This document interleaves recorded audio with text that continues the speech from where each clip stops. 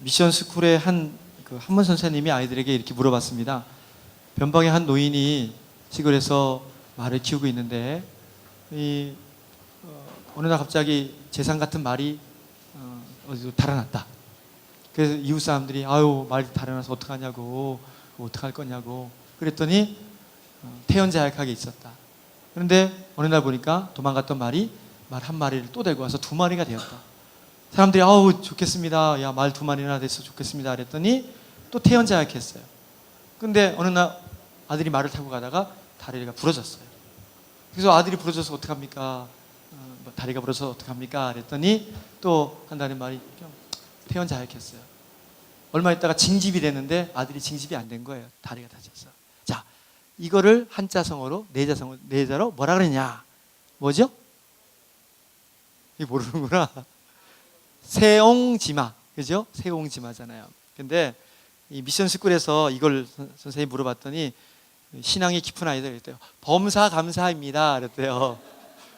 옆에 있던 엽기적인 아이가 예상적중입니다. 그랬더니 여러분 어떻습니까? 6개월을 딱 돌아보건데 전반기의 6개월이 예상적중입니까? 아니면 범사감사입니까? 우리의 삶의 어느 것 하나도 범사감사가 아닌 게 없어요. 믿습니까? 돌아보면요 아찔했던 순간이 얼마나 많은지 몰라요. 정말 범사감사입니다.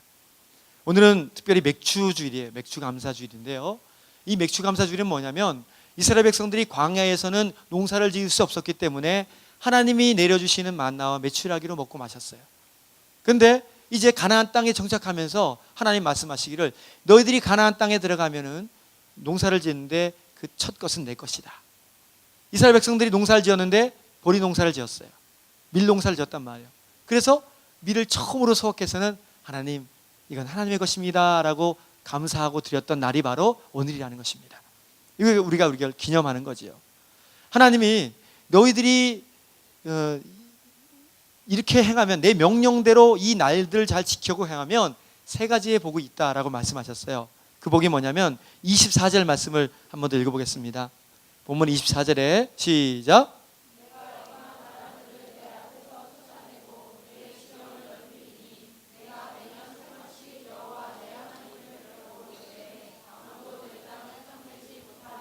아멘. 첫 번째 복은 뭐냐면 가나안 땅의 토착민들을 너희가 싸워서 이기게 될 것이다.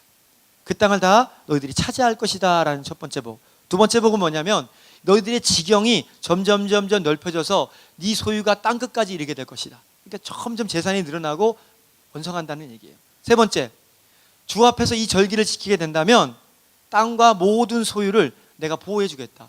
너희들이 나한테 예배하는 순간 적들이 달려오지 못하도록 내가 너희의 울타리를 막아줄 것이다, 지켜줄 것이다 라고 약속해 주셨어요. 그러면 여러분 도대체 우리가 어떤 절기를 지켜야 되는 것일까요? 어떤 날들을 지켜야 되는 것일까요? 첫 번째입니다. 제7일은 안식일이니까 쉬어야 된다라고 말씀하고 계십니다. 자, 21절 말씀입니다. 시작. 너는 엿새 동안 일하고 일곱째 날에는 쉴지니 밭갈 때나 거둘 때에는 쉴지며. 자, 제7일은 무슨 날이라고 그래요? 쉬는 날이다 그랬어요. 여기 안식일이다 그랬어요. 쉬는 날이에요. 안식하는 날이죠. 여러분 오늘은 주일날은 내 날이 아니라 누구의 날이에요? 주님의 날이에요. 주님이 쓰고자 원하시는, 주를 위해 써야 될 날이 오늘임을 믿으시기 바랍니다. 오늘이라는 거예요. 그런데 오늘의 가장 중요한 키포인트가 뭐냐면 7일째는 쉼이 있어야 된다. 다시 말해요. 안식이 있어야 된다는 말이에요. 하나님께서 6일 동안 천지를 창조하신 다음에 제7일째는 어떻게 하셨대요? 하나님도 쉬셨어요. 다시 말하면 우리 인간은 하나님이 만들어 놓으실 때 생체 리듬이 6일 동안 열심히 일하게 돼 있고 하루 7일째는 반드시 쉬도록 우리의 이 소프트웨어를 만들어 주셨다는 거예요. 그런데 이거를 역행하면 과부하가 걸리게 돼 있다는 거지. 그래서 질병이 찾아오는 것이고요, 스트레스가 찾아오는 것이고 고통이 찾아와요. 예를 들어 볼까요? 구소련의 이야기인데요, 공산주의 국가인 구소련에서 이 생산성을 어떻게 하면 높일까 그래프를 그려봤는데 생산성이 점점 한도 끝도 없이 떨어지고 못 사는 나라가 되는 거예요. 그래서 당 간부들이 모여가지고 회의를 했어요. 어떻게 하면 생산성을 높일 수 있을까? 결론이 뭐냐면 우리가 너무 자주 쉰다. 그러니까 10일 동안 일하고 하루만 쉬자.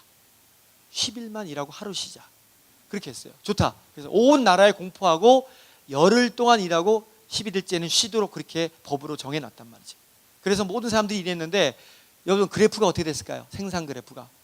처음에는 났더니 10일 일하니까 일할 날수가 많으니까 점점 오퍼가 들어가는 거예요. 그런데 이게 몇 년이 계속 반복되다 보니까 어느 정점을 딱 찍고는 그래프가 점점 하얀 곡선을 그리더니 다시 예전보다 더 못하게 평준화되더라는 거예요. 평균 이하로 떨어지더라는 거죠. 조사를 해봤대요. 왜 그런가? 조사를 해봤더니 첫 번째, 말이 병들었대요. 말이 열심히 일해야 되는데 말이 못 쉬니까 말이 병들어서 생산성에 차질이 있어요. 두 번째, 기계가 고장이 나요. 쉬지도 않고 열흘 동안 계속 돌리니까 기계가 무리가 생겨서 고장이 나요. 마지막 세 번째는 사람이 고장이 나요. 사람에게 질병이 생기고 사람이 막 넘어지더라는 것이죠. 질병 때문에. 그래서 다시 회의를 열었대요. 어떻게 하면 좋겠냐? 결론이 뭘까요? 아까 맹크로 하자. 아까 우리 예전에 했던 그대로 종전대로 하자라고 해서 다시 6일 일하고 7일째 쉬는 것으로 다시 법으로 정했다는 것입니다. 여러분 공산주의자들도 알아요, 몰라요? 공산주의자들도 쉬어야 된다는 걸 알아요. 7일째는 쉬는 날이라는 것을 인정했어요. 왜요? 하나님이 그렇게 만들어 놓으셨기 때문에 그런 것입니다. 여러분 그렇다면 우리는 잘 쉬고 있는가? 우리는 쉼을 얻고 있는가? 이 주일날 본문에 보니까 언제 쉬라고 했냐면 21절 후반절에 보니까 그랬죠. 밭 갈 때나 거둘 때도 쉴지며 그랬어요. 농촌에서 살아본 사람들은 알아요. 농번기가 되면 애들 학교 안 보냅니다. 농번기 방학이라는 게 있어요. 제가 국민학교 다닐 때도 농번기 때는 안 나가요. 왜? 엄마 일손 도와주라고. 밥도 하고 빨래도 해야 되고 동생도 봐야 되고 이래서 안 보내요. 얼마나 바쁘면 우리나라 말에 이런 얘기가 있어요. 가을에는 부직갱이도 덤벙거린다. 가을에는요 부직갱이도 이 나무 이렇게 하는 부직갱이도 막 자기도 돕겠다고 덤벙덤벙 다닌다는 거예요. 그만큼 뭐 하다는 얘기예요? 바쁘다는 얘기예요. 그런데 놀라운 건 이렇게 바쁜 순간에도 너희들은 쉬어라. 바쁠 때에도 쉬어야 된다. 쉬어야만 한다라고 우리에게 명령하고 계시는 거예요. 왜 그럴까요? 왜 바쁠 때에도 쉬어야 될까요? 하필이면 농번기 때 가장 바쁜 시간에 쉬어야 될까요? 하나님은 이걸 원하시는 거예요. 너희가 땀 흘려 수고하고 애쓴다고 해서 소득의 잔을 얻는 것이 아니다. 너희들이 아무리 땀 흘리고 수고하고 애쓴다고 해도 내가 허락하지 않으면 소득의 잔을 얻을 수 없다. 인정하십니까? 이거를 깨닫게 하시기 위함이라는 거예요. 자, 내가 거두어야 될 시기인데 멈추고서는 쉬었어요. 예배드리고 찬양하며 온종일 경배하며 교우들과 교제를 나누고 쉬었어요. 곡식이 다 쉬어 빠질 것 같아. 근데 거뒀더니 만석의 기쁨을 누리는 거예요. 이거라는 거죠. 내가 열심히 땀 흘려서 일한다고 다 성공하면 성공하지 못할 사람이 어디 있습니까? 하나님이 도와주셔야 됨을 믿습니다. 하나님이 인정해 주셔야 되고 하나님이 거두게 하셔야 진짜 거두게 하시는 거라는 거지요. 인간은 죄로 인해서 욕심이 한도 끝도 없이 많아졌어요. 조금 더 하다가 결국 죽게 되는 게 인간입니다. 여러분, 인간이 주일날까지도 일하는 것은 욕심의 발로예요. 욕심에서 나온 것입니다. 하나님 없이도 내가 얼마든지 열심히 일하면 잘 살 수 있고 부자가 될 수 있고 성공할 수 있고 떵떵거릴 수 있다라는 오만과 교만에서 생긴 그것이 바로 주일날 일하는 모습이라는 거죠. 여러분, 그래서 직업 선택도 잘 하셔야 돼요. 제발 돈을 많이 준다고 연봉이 높다고 그 직업을 선택하지 마십시오. 어떤 직업을 선택해야 되겠어요? 주일날 예배, 목숨 걸 수 있는, 주일날 보장될 수 있는, 주일날 쉴 수 있는, 주일날 온전히 예배드리고 헌신할 수 있는 그런 직장을 선택하게 되기를 바랍니다. 여러분들이 선택할 수 있어요. 근데 우리 동청은요, 못 쉬는 것 같아, 주일날. 그죠? 예를 들면 우리 엘샤다이 찬양단 같은 경우도 지난주 몇 시에 끝났어요? 10시 넘어서 끝났죠? 그죠? 여러분들 다 가고요. 가도 지들끼리 밥 해 먹고, 그 다음에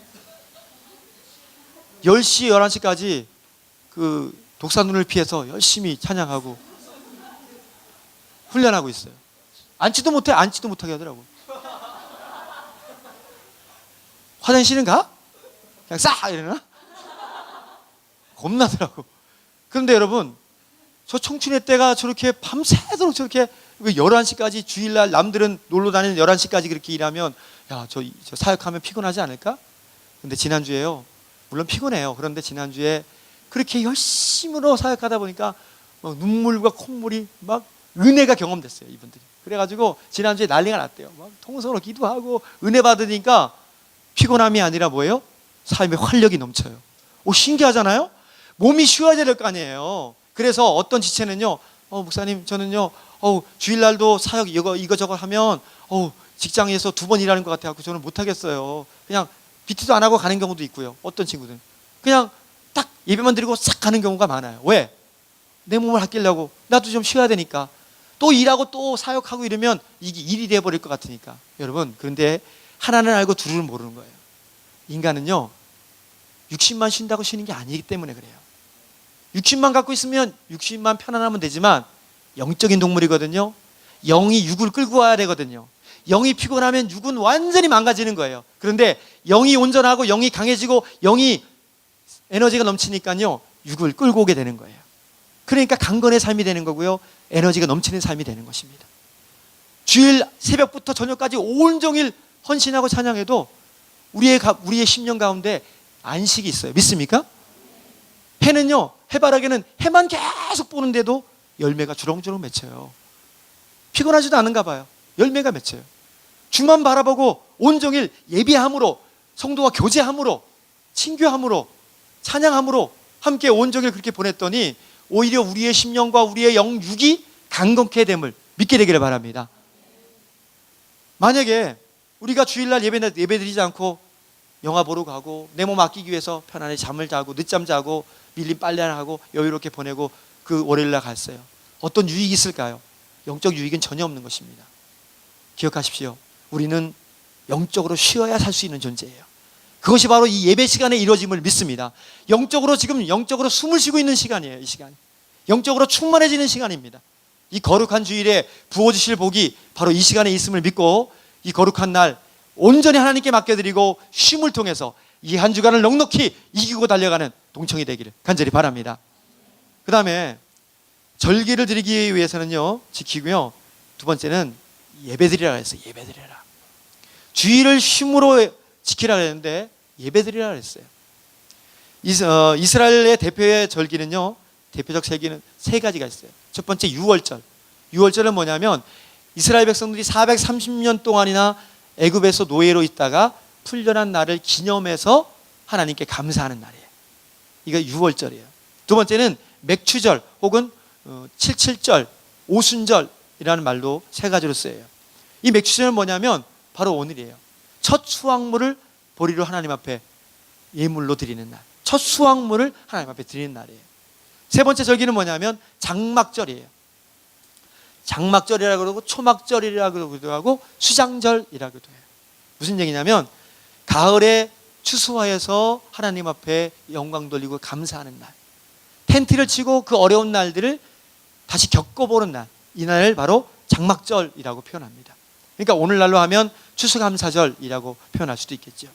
자, 그런데 이스라엘 백성들이 이 3가지 절기를 반드시 지켜야 되는데 이 절기를 지키면서 내가 하나님의 백성이다라는 것을 늘 인식하게 돼 있어요. 근데 절기에 빠지지 말아야 될 2가지가 있습니다. 맞춰보세요 한번. 이 3가지 절기에는 2가지가 반드시 들어갑니다. 뭐와 뭘까요? 네? 첫 번째, 그렇죠, 제물이 들어가야 돼요. 예물이 들어가야 돼요. 또 하나가 뭘까요? 감사가 들어가야 돼요. 감사가 안 빠집니다. 감사와 예물이 반드시 예배 가운데 들어갔다라는 것입니다. 감사와 연관이 있어요. 여기서 우리가 알 수 있는 게 있어요. 어떻게 예배 드려야 된다? 감사함으로. 할렐루야. 아멘이 상네. 할렐루야. 뭐함으로 예배 드려야 된다? 감사함으로. 감사함으로 예배드리지 않으면 받지 않으신다는 거예요. 이 시간에 예배 시간에 혹시 불편한 분들이 있습니까? 맨날 일어나라 그래. 맨날 무슨 아멘을 쥐어 짜냐? 무슨 통성으로 목도 아파 죽겠는데 왜 통성으로 계속 기도하래? 인사는 왜 이렇게 많이 시켜? 불평과 원망하는 사람들이 꽤 있어요. 물론 우리 교회 아니고 저기 있는 이단 교회 같은. 시편 50편 23절에 이렇게 말씀하십니다. 감사로 제사를 드리는 자가 나를 영화롭게 하나니 그 행위를 옳게 하는 자에게는 내가 하나님의 구원을 보이리라. 감사함으로 영광 돌리래. 여러분, 남친과 여친을 사귀고 싶다면 기준이 뭐냐면 그 사람 입술에서 불평과 비난과 원망과 비판이 나오잖아요. 멀리 하세요. 남친 여친 사귀지 마세요. 이쁘장하게 생긴 여자애가 있는데 맨날 불평. 저는 깜짝 놀랐어요. 지난번에 한 달 전인가 영화 영림 보러 갔었는데 그 발권기 있잖아요. 거기서 누구서 발권을 딱 하는데 옆에 여자였어요. 젊은 여자였어요. 청년은 아닌 것 같은데 애들도 있는 것 같은데 뽑으면서 육두문자를 걸펑지게 하더구만 아주. 와, 깜짝 놀랐어요. 애들도 깜짝 놀라는 거예요. 그냥 잘 안 나오니까, 이게 늦게 나오고 그러니까 육두문자를 막 써나가는데 기가 막히더라고요. 여러분, 불평과 원망과 짜증으로 일관된 사람은요, 인생이 그렇게 될 수밖에 없어요. 감사하면 감사가 찾아오고요, 기뻐하면 기쁨이 찾아오게 되는 거거든요. 오늘부터 언어를 주목해 보세요. 저 형제의 입술에서 불평과 원망이 터지는가? 아니면 육두문자가 나오고 있는가? 아니면 감사가 나오고 있는가? 저 이쁘장하게 생긴 자매 가운데서 감사가 나오나 불평이 나오나 원망이 나오나 짜증이 나오나 보라는 거예요. 좀 들어보세요. 그리고 우리의 입술 가운데도 불평인가 원망과 짜증이 있는가? 아니면 감사가 넘치는가? 불평과 원망은 죽음의 지름길입니다. 망하는 지름길이에요. 망하고 싶으면 불평과 원망해 보세요. 그러면 쫄딱 망하게 돼 있어요. 오늘 우리가 드리는 예물이 감사가 빠져 있다, 받지 않으셔요. 감사가 빠진 찬양이다, 받지 않으셔요. 감사함으로 이 문으로 들어오십시오. 감사함으로 경배하십시오. 감사할 때마다 여러분들에게 또 다른 좋은 선물들로 채워주시는 하나님의 특별하신 은혜가 있게 되기를 주님의 이름으로 축원합니다. 마지막으로는요, 어떻게 절기를 지켜야 되냐면 하나님께 드리기를 기뻐하라는 것입니다. 드리기를 기뻐하라. 신앙에는 보통 3단계가 있다 그래요. 첫 번째 단계, 받는 단계. 이거는 무조건 받아야 돼요. 왜? 어린아이니까, 갓난아이니까 자꾸 받아야 돼요. 받아도 모자라요. 그래서 자꾸 받게 돼 있어요. 엄마는 무조건 주죠. 그러면 무조건 받는 단계가 뭐예요? 처음 예수 믿는 단계는 받는 단계예요. 두 번째, 이 단계는요, 감사하는 단계예요. 감사는 왜 하냐면 받았으니까 이제는 성숙했어요. 그래서 내가 받은 걸 받았다고 인정하고 감사하는 거예요. 주셔서 감사합니다. 감사합니다. 그래서 어떤 엄마가 그랬대잖아요. 너 아이를 교육하면서 너 엄마가 이런 거 주면 너 사과 같은 거 주면 감사합니다, 고맙습니다 이렇게 얘기해야 돼, 그러겠어요. 그러고는 이제 옆집 아줌마가 딱 사과를 줬어요. 그랬더니 이럴 때 뭐라고 해야 돼? 빨리 얘기해봐. 그랬더니 이 아이가 뭐라는 줄 아세요? 뭐 이런 걸 다 주시고. 예, 엄마가 그런 거야. 엄마가 그냥 받았으면 감사합니다 이러는데 뭐 이런 걸 다 다짜로 시작하는 거 있잖아, 끝나는 거 있잖아. 감사합니다 이래야 되는데 그렇게 끝내버린 거예요. 여러분 보세요. 감사하는 단계는 두 번째예요. 받았으니까 받았다는 것을 인정하는 거거든요. 세 번째 단계가 있어요. 드리는 단계예요. 받았잖아요, 감사했잖아요. 그러면 어떻게 이걸 보답하지? 라고 되갚아 드리는 단계예요. 자, 여러분 3단계 중에서 어떤 단계입니까? 아직 받기만 하십니까? 아니면 줍니까? 감사합니까? 아니면 드리고 있습니까? 드리는 단계까지 올라가는 여러분들이 되기를 바랍니다. 본문 20절에 보세요. 기가 막힌 말씀이 나옵니다. 20절 말씀 시작. 나귀의 첫 새끼는 어린 양으로 대속할 것이요 그렇게 하지 아니하려면 그 목을 꺾을 것이며 내 아들 중 장자는 다 대속할지며 빈손으로 내 얼굴을 보지 말지니라. 뭐라고요? 맨 끝에 직설적으로 말한다면 내 앞에 나올 때 빈손으로 나오지 말아라 라고 하나님이 말씀하시는 거예요. 여러분 이상하지 않습니까? 왜 하나님 앞에 나오는데 빈손으로 나오면 안 되는 걸까요? 하나님이 뭐 모자라서 우리에게 뭐가를 원하시는 걸까요? 부족하니까 우리에게 뭔가를 갈취하시기 원하시는 그런 공갈 협박일까요? 아닙니다. 하나님은 우주와 만물의 주관자이심을 믿습니다. 빈손으로 나오면 안 되는 거예요. 왜 그럴까? 내 것이 아니기 때문에. 하나님 앞에 첫 것을 드린다는 얘기는 하나님의 모든 것이 하나님의 것입니다 라는 인정이 담겨 있는 거예요. 저는 우리 동청이 그렇게 도전했으면 좋겠어요. 첫 것을 드렸으면 좋겠다. 예를 들면 지금 뭐 직장 다니는 분들은 뭐 또 다른 방법이 있겠지만 아직 직장에 들어가야 될 분들 있잖아요. 처음으로 직장에 들어가서 뭘 받아요? 프로포즈를 받아? 첫 월급을 받았죠. 근데 어떤 지체는요, 그 첫 월급을 하나님 앞에 송두리째 바치는 경우가 있어요. 하나님, 이거 첫 열매예요. 제가 농사는 짓지 않지만 저에게 주신 첫 열매예요. 아르바이트를 했어요. 알바비를 벌었어요. 하나님, 제가 이번에 처음으로 알바를 해서 벌었던 돈입니다. 하나님, 첫 예물이에요. 첫 열매입니다. 받아주세요. 하나님, 제가 대학을 들어가서 처음으로 장학금을 탔네요. 하나님, 이거 하나님의 것입니다. 고백하는 마음으로 첫 장학금을 드리는 사람도 있어요. 여러분, 얼마나 귀하고 감사하고 아름다운 일입니까? 첫 것을 드린다는 얘기는 돈을 드린다는 얘기가 아니라 그의 삶 전체를 드린다는 얘기고요. 하나님의 것입니다 라고 모든 것을 바친다는 얘기가 된다는 거예요. 기억하세요. 하나님이 뭔가 부족해서 우리에게 뭔가를 원하시는 것이 아니라 하나님께 드림으로 말미암아 우리가 하나님께 은혜 받았다는 것을 갚아드리는, 감사를 표현하는, 은혜 받았다고 표현하는 것이 바로 예물이라는 거예요. 주일날 되는데 주일 헌금도 안 드리는 지체들이 많아요. 자기를 위해서는 별다방에서 커피를 2잔, 3잔씩 그렇게 비싼 커피를 마시면서도 주님 앞에 드리는 때는 1,000원 한 장도 아까워하거나 아니면 무시해버리고 안 드리는 경우가 얼마나 많은지 몰라요. 그게 습관화되면 나중에 그 어떤 것도 드릴 수 없게 되는 것입니다. 물질을 뛰어넘으시기 바랍니다. 관계를 뛰어넘으시기 바랍니다. 제발 2가지만 뛰어넘으세요. 2가지만. 사람 관계 뛰어넘고 물질 뛰어넘으면 그 사람의 인생은 분명히 형통합니다. 끝으로 이야기하고 마칠게요.